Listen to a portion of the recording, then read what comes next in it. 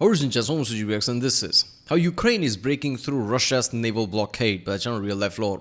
Yes, this is the latest Real Life Lore video, I guess 5 days ago. Not that, latest one, I guess. I usually react, videos like this very early because, Real Life Lore and current conflicts is the, I guess, best content you can ask for on YouTube. But yeah, somehow I missed it. But yeah, this is going to be interesting because there's always like news that Ukraine is doing this, Ukraine is doing that. Like, okay, because there was like a thing like in this summer, Russia is going to have an edge. So I was expecting news like, okay, Russia is doing this, Russia is doing that, Russia is kicking this, the Ukraine has this here and there. But somehow it's still the news about how Ukraine is fighting back against Russia somehow. So I don't know how long this is going to last, right? Because then in January or something, December, January, winter's going to come back again. Right, so I guess they have like 5 months, and I'm pretty sure there's going to be some heavy news about how Russia is going to fight back. Because if they don't, at that point, they might as well lost now. If in this dry period, if they can't do anything, they just lost. But yeah, right now it's like Ukraine is breaking through Russia's naval blockade. So yeah, I'm guessing some technology from Western countries or something that's helping or something. I don't know. But yeah, it's going to be interesting video. Let's watch it. Remember, if you like my reaction, don't forget to subscribe so I know which type of videos to react to more. I love things like this, real life lore, and usually real life lore is like general, general knowledge type of videos. But he also, tackles this kind of like current ongoing conflict. But this kind of thing, like general knowledge and current things. It's not really a history channel, but I guess this, this is going to be history. It's not history right now, so yeah, it's current conflicts. So let's watch it.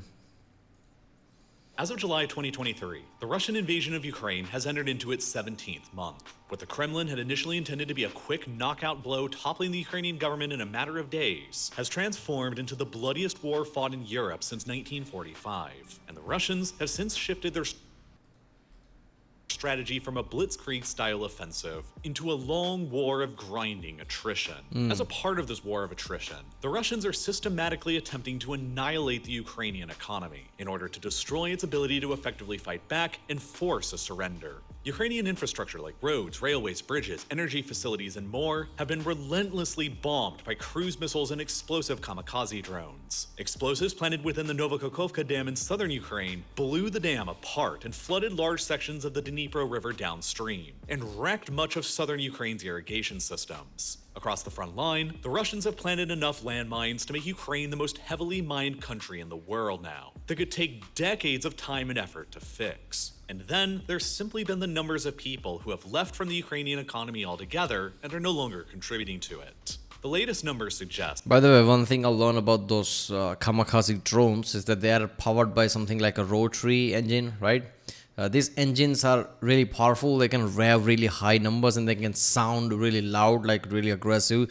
But there's one big, downside of them is that they, create a lot of pollution. So they are just not, you can't really use that, right? There was some cars and vehicles they made with this engine, but it's not really usable that way.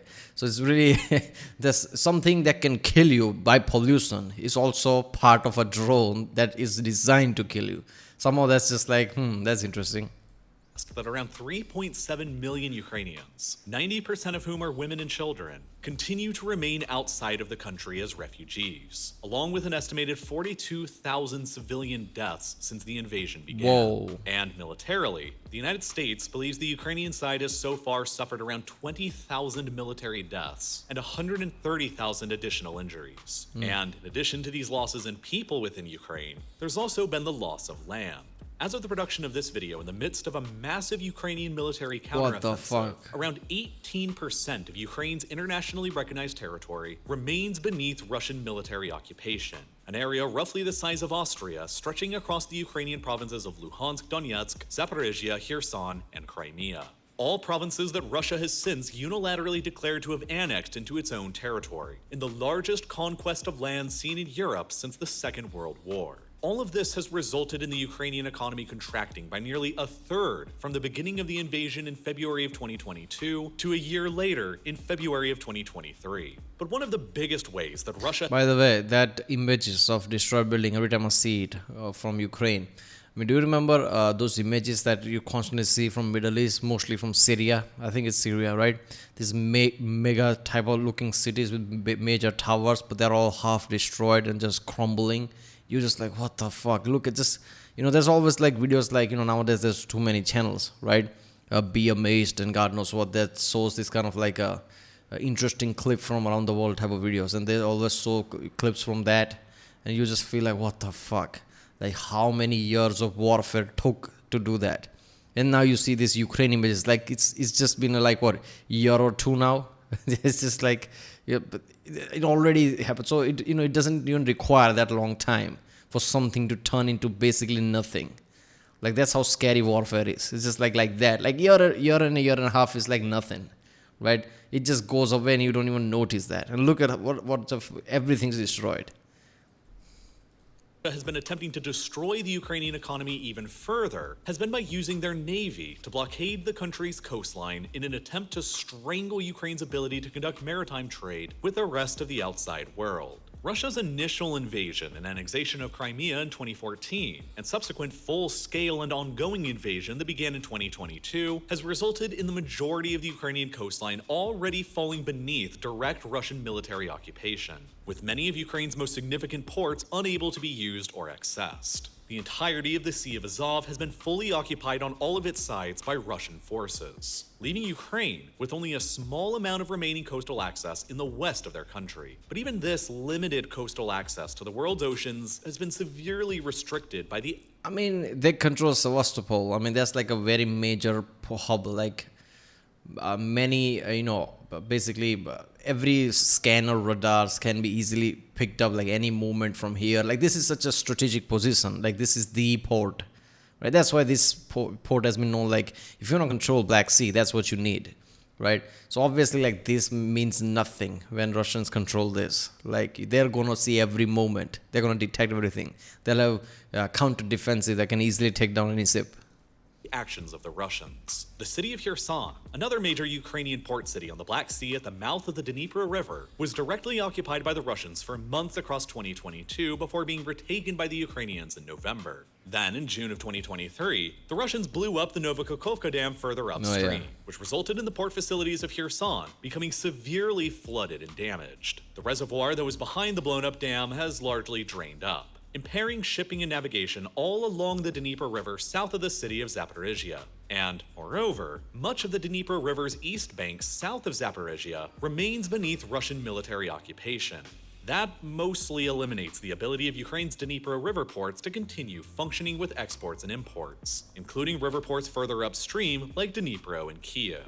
This means that, for the most part, the current situation in Ukraine has left the Ukrainians with really only 7 maritime ports that are still available and viable to use to import and export goods from: Mykolaiv, Yuzhny, Odessa, and Chornomorsk, directly on the Black Sea itself, and Kilya, Ismail, and Reni within the interior on the Danube River that connects into the Black Sea. However, ever since the invasion began, these have been the ports that the Russian Navy has been the most concerned with actively blockading, which has reduced Ukraine's ability to actually use them. Moreover, in order to dissuade a potential Russian amphibious assault on the beaches near the highly strategically valuable ports of Odessa and Mykolaiv, the Ukrainians chose to cover the sea nearby with a thick layer of naval mines, which has exacerbated these ports' abilities to conduct regular civilian maritime trade as well. From February of 2022 to July of 2022, the Russian naval blockade of Ukraine's remaining ports here was extremely tightly enforced and prevented nearly all of Ukraine's maritime exports from being able to leave the country and imports from being able to enter the country. This resulted in massive volumes of Ukrainian grains and agricultural products getting trapped with nowhere to go, sitting in silos near the coast, unable to be exported to markets around the world that desperately needed them. Yeah, I mean, we entered a stage where, like, okay, people are getting, I don't know, poverty is kind of at decline, sure. People are less, need of food because they have it or something. But still, like growing population, there are still places that are really in shortage of it. Even if people are not poor, they still can't get the goods because it's just not there. And times like that, this kind of a wastage, like holy shit. I mean, Ukraine, as one of the real life lore videos said earlier, like is a major country that supplies lots of grains and different type of things to lots of African countries and things like that. That's just fucked up, man.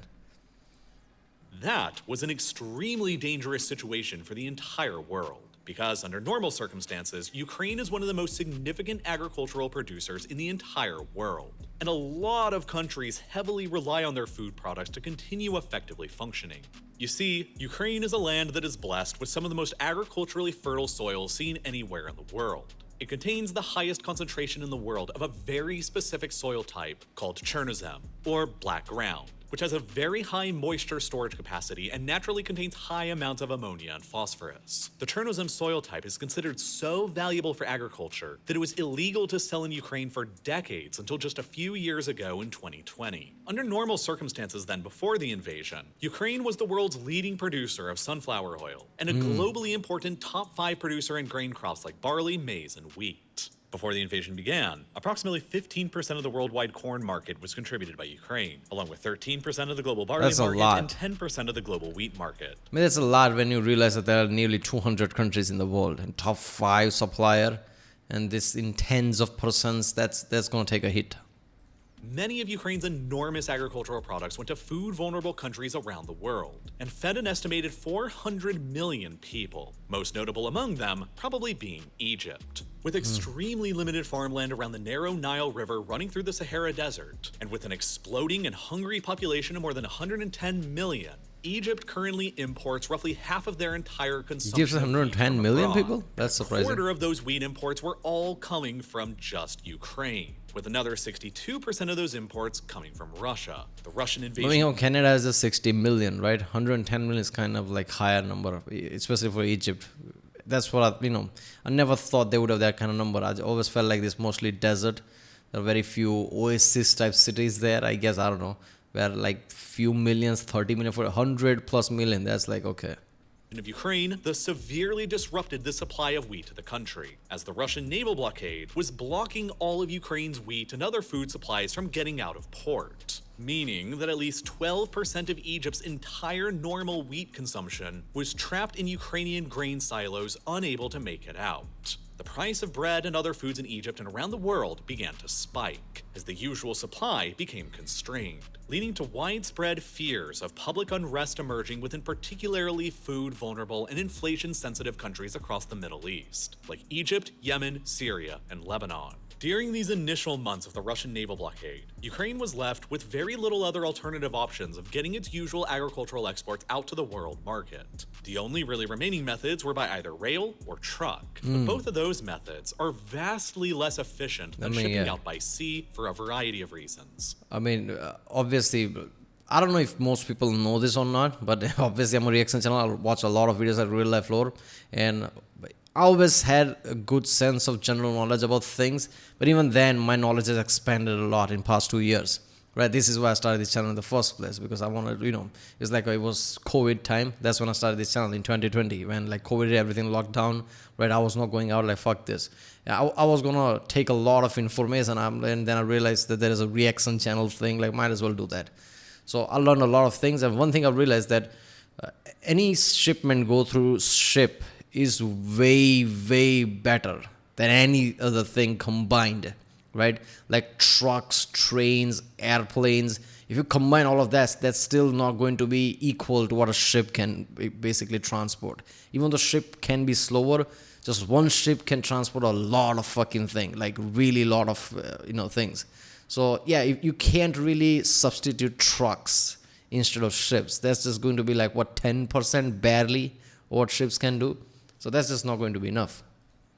Part of the problem is that all 15 countries of the former Soviet Union, including Ukraine, still use a different rail gauge than the rest of Europe does. You see, nearly two centuries ago, back in 1843, the Tsarist Russian Empire decided to select the 5-foot or 1,520 millimeter gauge as their standard railway gauge across the whole of their empire.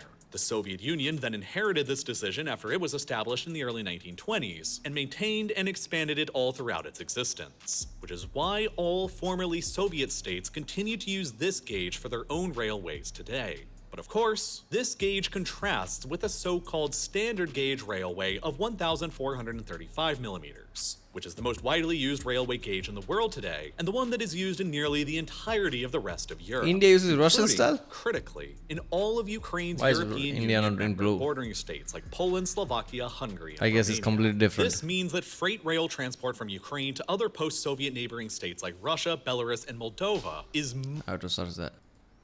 Yeah, India uses 1676 mm, apparently, the widest gauge of the world. Okay. much easier because the tracks are the same gauge and so no changes have to be made at the borders. But Ukraine is currently at war with Russia and Belarus, so that kind of eliminates that possibility. In order for Ukrainian freight trains carrying grains to go west into the European Union, they have to stop at the border and spend time transferring the grain containers off of the larger Soviet gauge cars and onto the smaller standard gauge cars that can then be used across most of the European Union's rail network. And trucks are even less efficient because they simply have more limited volumes they can transport at a time. They take longer and they consume more fuel, meaning that they simply cost more than transporting anything by rail or by sea. Railways and trucks ultimately did help to move some of Ukraine's globally important grains out of the country, but they would never be able to economically move the same kind of volumes that Ukraine's usual maritime-based transportation was capable of. Just before the invasion began, Ukraine's Black Sea ports were exporting around 60% of Ukraine's entire agricultural export. But after the invasion began and the coastline became blockaded, the situation got so bad so quickly that by May of 2022, Lithuania was publicly calling for the creation of a naval coalition of the willing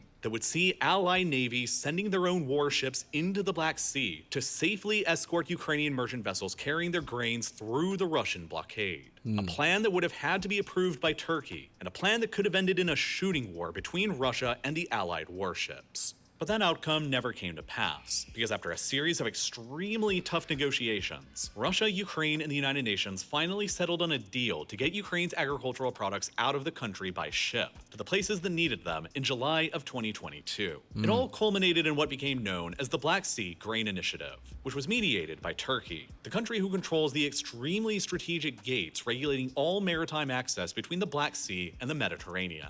Under the terms of the deal, 3 Ukrainian ports on the Black Sea coast, Yuzhny, Odessa, and Chornomorsk, would each be granted the ability to export grains to the world market through the Russian naval blockade. The Ukrainian merchant vessels carrying the grains from these ports would all be made to assemble here, and then travel along a very narrow and strict corridor 310 nautical miles long by 3 nautical miles wide towards the Bosphorus Strait in Turkey.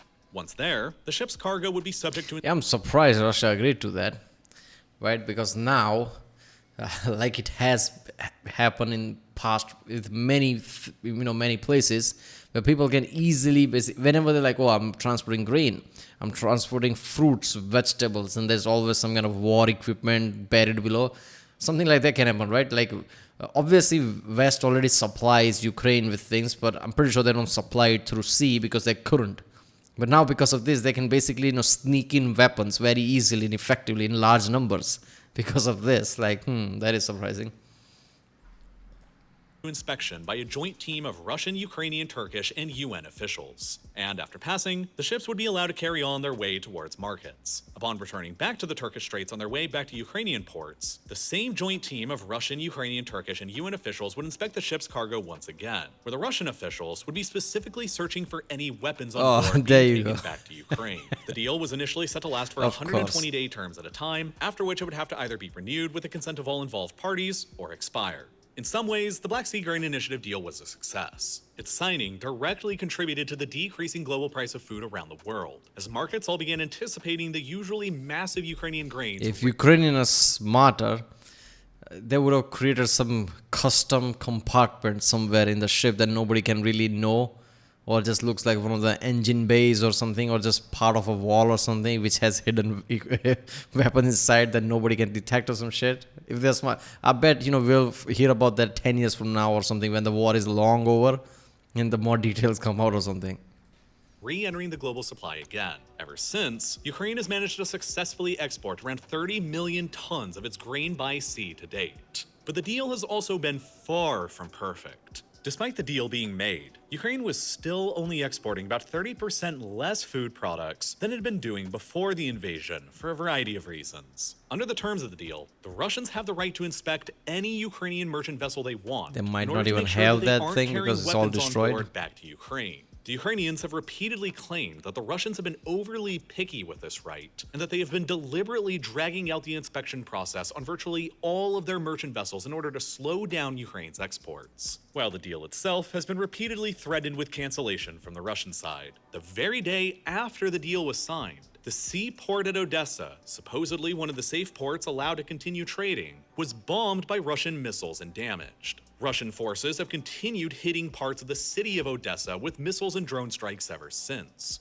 Then, on the 29th of October 2022, the Russians suddenly announced that they were withdrawing from the grain deal altogether, over accusations that the Ukrainians were using merchant vessels within the agreed-upon safe corridor to launch drone strikes against the Russian Black Sea Fleet operating in Crimea. After a few days of frantic negotiations, they were finally convinced to return back to the deal on the 2nd of November, and then they continued tenuously agreeing to renew it every time it came up again, until the 17th of July 2023, when it was set to expire once again.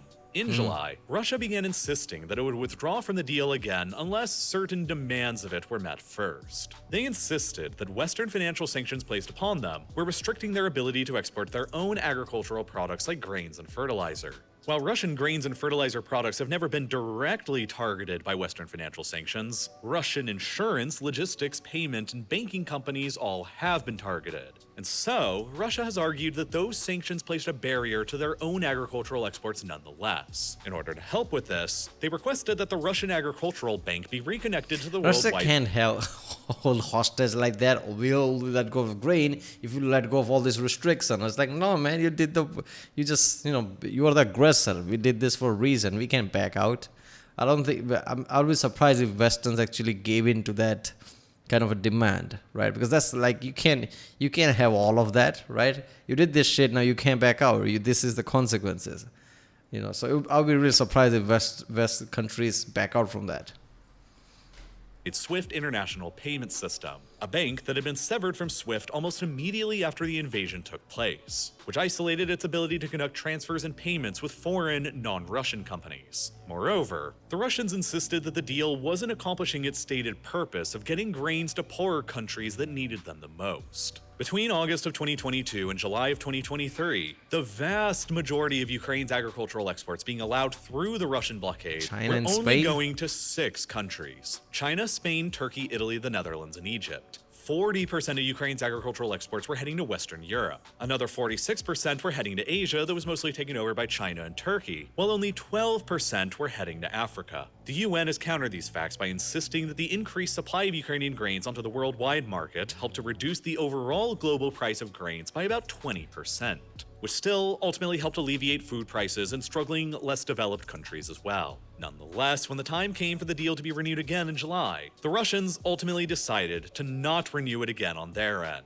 and the deal is dead for now. The Russians revoked their security guarantees of maritime vessels transiting the previously agreed upon safe corridor between Ukraine's Black Sea ports and Istanbul, and the full naval blockade of Ukraine's remaining coastline has since gone back into effect, pretty much like it was back during the beginning of the invasion in 2022. Consequently, we should expect food prices around the world to increase once again, as it gets more challenging to get Ukraine's grains out onto the world market, and as China and Western Europe search for alternative supplies. You know what's surprising me is that China is like biggest buyer of this.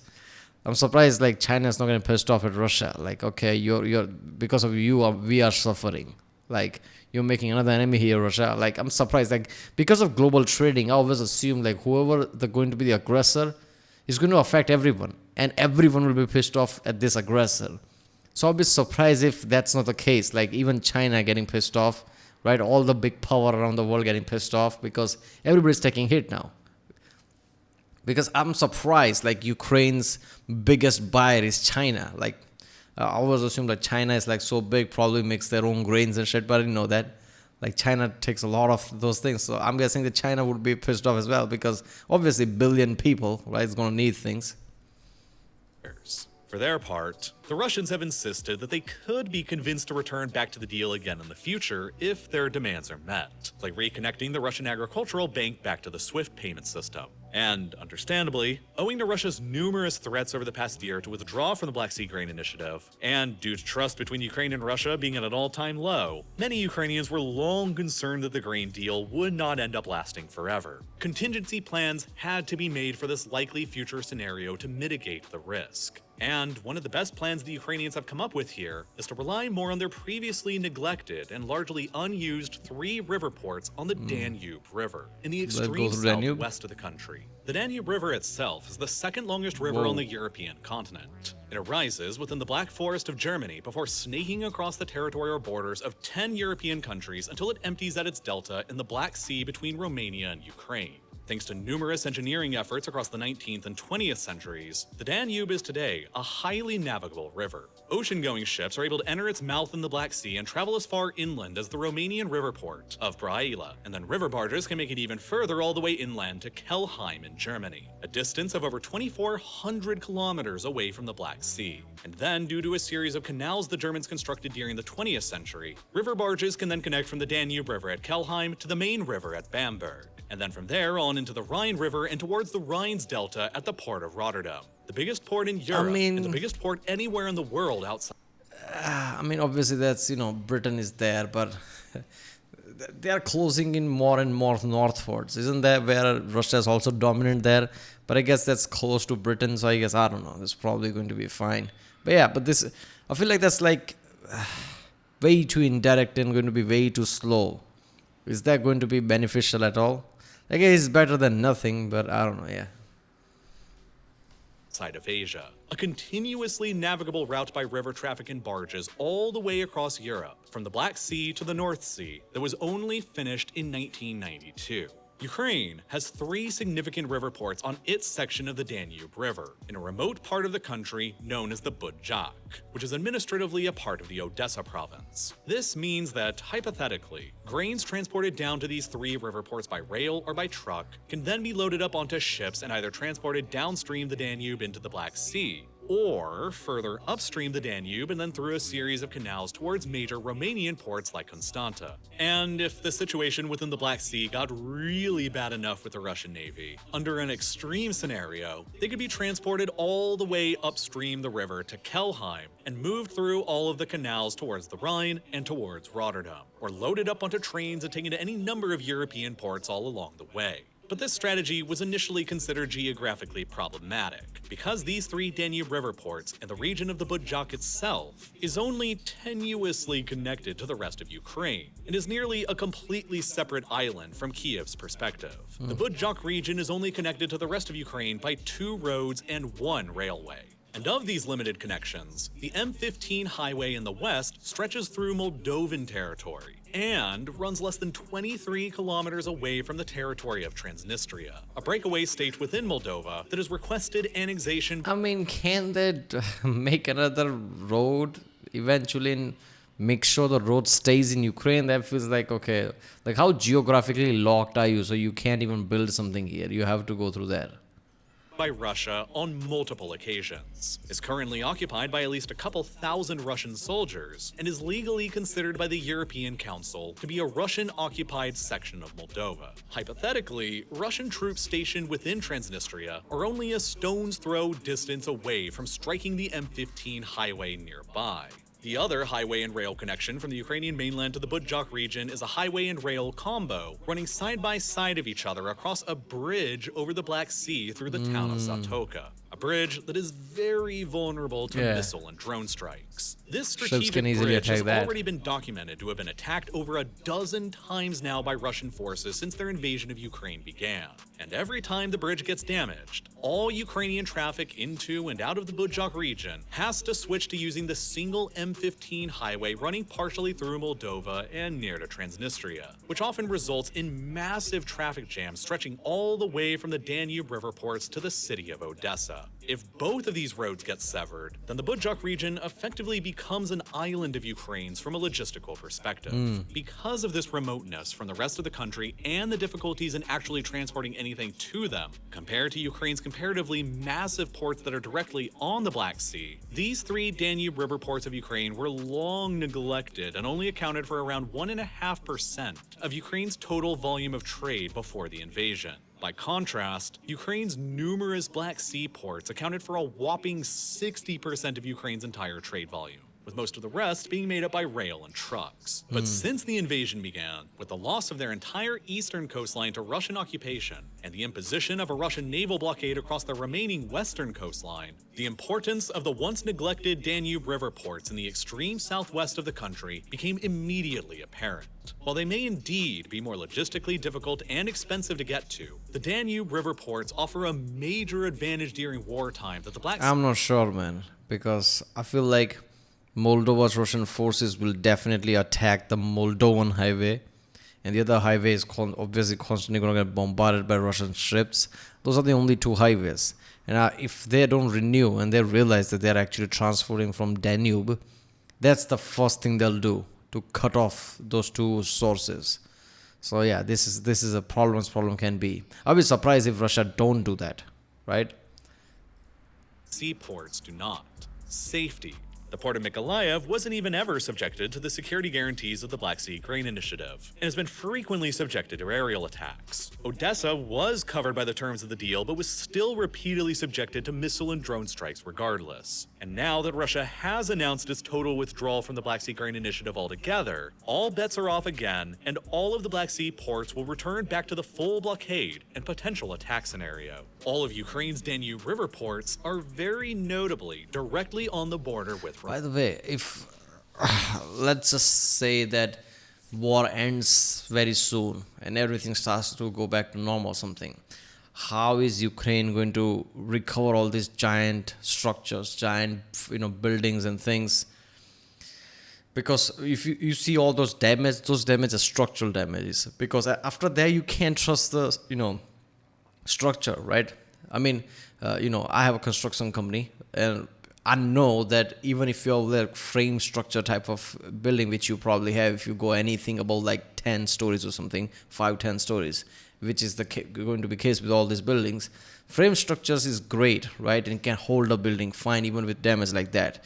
But it's always like a gamble, right? You don't know, right? You don't know when it's going to collapse, because very specific points are the load points. So you don't know when damage is going to be too much or things like that. It's not load bearing, right? So essentially these structures are useless. If they're going to have to resume, they're going to have to take down all this building and build it again. And you can see all the buildings are damaged. Like they're going to demolish everything and build up again. Like how is all this going to work? Like seriously, just when I think about this, like even if everything's done, like how is Ukraine going to look? How are people going to cope with things? This is so fucked up, man. Romania, a European Union and NATO member state. Were the Russians to try and bomb those river ports with missiles and drones, they stand a chance of missing their intended targets and striking Romanian territory by mistake, which could hypothetically lead to a scenario where Romania chooses to invoke Article 5 of the NATO Charter, which would bring every single NATO member state, including the United States, into a direct war with Russia. That ultimately means that the Russians aren't very likely to attack these Danube River ports unless they're very confident, very dumb, or potentially both.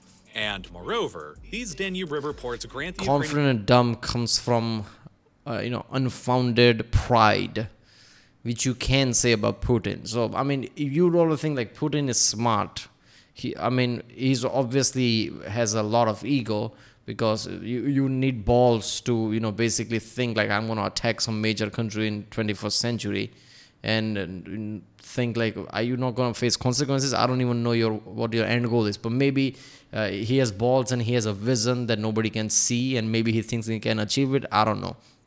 But even then, like even if you think Putin is really smart, ego and pride can make you think like you can do something even though you clearly cannot. and you can cross a line that you really shouldn't. So even though we all think like, oh, you're probably not gonna entice NATO or something, but if it does, and if NATO basically comes into conflict, which is, let's just say NATO means like major Western countries, USA, UK, and things like that. I mean, that's like, at this point, like, it doesn't take that much for a small nuke to explode. And nuclear arsenal is not the same as it was, decades ago. It's not like one gigantic bomb that can kill a city. I mean, there are that, but nowadays there are smaller nukes. And nuke is nuke. Once a nuke gets detonated, people are not going to see the scale of it and it's just going to escalate. So this is like a domino effect. Like, this is going to be end up really fucking bad. But then again, there are like, Iron Dome type of defenses. So we still don't know how effective nukes are going to be, right? There's many pieces have done on this, like how effective nukes are, even with the ICBMs. Like, can anti-missile defense system work? So there's a high chance advanced countries' systems are so good that nukes won't even hit the country or whatever. But still, you can never know. Means the ability to export their grains upstream the Danube into safe Romanian territory and through canals to Romanian ports like Constanta, where they can then continue on across the Black Sea through Istanbul and on towards global markets, while imports can follow the exact same route in reverse. What would the Russians be capable of doing to stop all of that from happening? Blockade the Romanian coastline as well? A blockade of a NATO member state? Resort to unrestricted warfare in the Black Sea, sinking or boarding every Ukrainian merchant vessel they can find anywhere outside of territorial waters? Both are doubtful decisions, because both would greatly escalate the risk of a greater conflict erupting between Russia and NATO. And then, even if the Russians did choose either or both of those options, Ukrainian merchant vessels could take the painfully long but still plausible route all the way through the Danube and canals to Rotterdam and the North Sea on the The whole justification of Putin is that I'm doing this because NATO's aggressive and they are coming to our doorsteps. If Putin realizes, like, I'm like sounding like a guy who's like saying bullshit, let's just say, and looking like the guy who's not saying, just making things up, he might do some drastic things like this just so NATO gets in the conflict, just to show, see that, I knew it. NATO was always going to get involved because this was NATO's plan to start with. So I was justified in doing this. Like, NATO was going to do that as soon as Ukraine or whatever becomes a NATO country. They were going to attack Russia, just like they did. Like, I just attacked a Ukraine ship. I didn't even, entice NATO. So some kind of a, loophole here and there, they can deliberately make sure the NATO gets involved just so they can claim we were right all along. I don't know what their end goal is, but yeah, that could be fucked up. Other side of Europe and avoid the Black Sea region altogether. So, recognizing all of this, the Ukrainians began rapidly developing these Danube River ports almost immediately when the Russian invasion began. More than $100 million worth of public and private investments have been poured into them since the invasion began, while salvaged equipment from other captured or blockaded ports in the country have been transferred over whenever possible. Of these investments, one of the most critical since the invasion began was the dredging up of the Bystra Canal here, resulting in an increase of the canal's depth from 3.9 meters to 6.5 meters, causing the canal to be navigable to larger ships and traffic. This project was met with notable environmental criticism over concerns it would negatively impact the Danube Delta's wildlife. But all of that was sidestepped by the Ukrainian government out of a wartime necessity. My ass is on fire right now. You're talking about environmental issues. Imagine that, like, oh, those are environmental issues. Like, you do realize I'm getting invaded right now, right? My ass is literally on fire. You're talking about I don't care about pigeons. I don't care about birds at this point. My people are dying. The fuck you want about environmental issues? By doing so, merchant vessels waiting to enter into the Danube River from the Black Sea were cut by 2/3, and there's still active discussion of increasing the Bystra Canal's depth even further to enable even larger ships to access it. Now, Ukrainian imports can enter the Bystra Canal and unload at the safe Danube River ports by Romania, while Ukrainian exports can do the same. Load up on ships at the Danube River ports and then exit through the Bystra Canal near Romania, and then exit through the Bystra Canal near to Romania. And if they really need to, they can travel further upstream the Danube to safer Romanian ports or other European ports. And as a result, the Danube River ports have risen dramatically in importance to the Ukrainian economy, going from accounting to just 1.5% of Ukraine's total trade volume before the invasion began to well over 20% of Ukraine's total trade volume today, including a quarter of Ukraine's entire agricultural exports. Exports of Ukrainian grains upstream the Danube through the Romanian river port of Galati are up a whopping 90 times, compared with the volume seen only a couple of years ago in 2021. Right before the Black Sea Grain Initiative expired, Ukraine's Black Sea ports were still accounting for about another half of all the country's agricultural exports, while the other quarter of exports were getting out by rail and truck.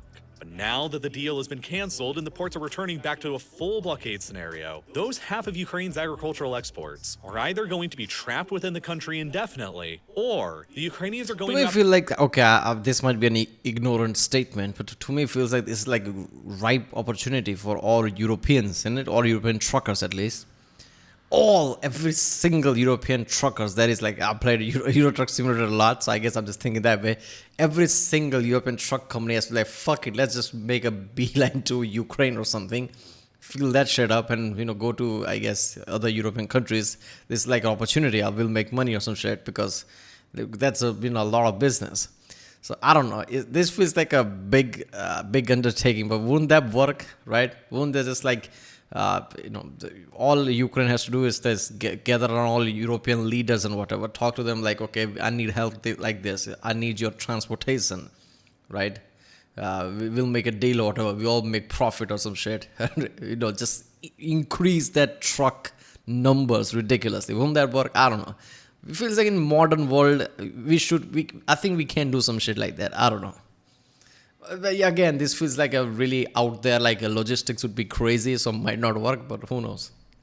have to find another way to increase their ability to move products out of the Danube River ports or out by rail and truck. So now the importance of Ukraine's Danube River ports have gotten to a level they have never seen before. And the clock is ticking for Kyiv to develop them even more. It is the best method that their geography grants them to get around the return of a full-scale Russian naval blockade across the rest of the remaining coastline. It seems like ever since this decade began. Yep, there you go. Yeah, people go to brilliant.org/real life lore and support this channel. This is some badass channel. Look at it. He's at 7 million subscribers. I feel like his channel has been growing a lot in the past few years. Because I just 2 years ago, it was somewhere 2.5, 3 million subscribers. Then it just slowly creep into 4. And since he's been making this type of videos, gigantic 30-40 minute video, but really good detail that you really can't find most of the places on YouTube, his subscriber count is just really rapidly going up. This is great. I feel like Real Life Lore is one of those channels that should have tens of millions of subscribers, this proper channel. And I'm guessing it's gonna reach there soon, in a year or two. It's already at 7 million. But yeah.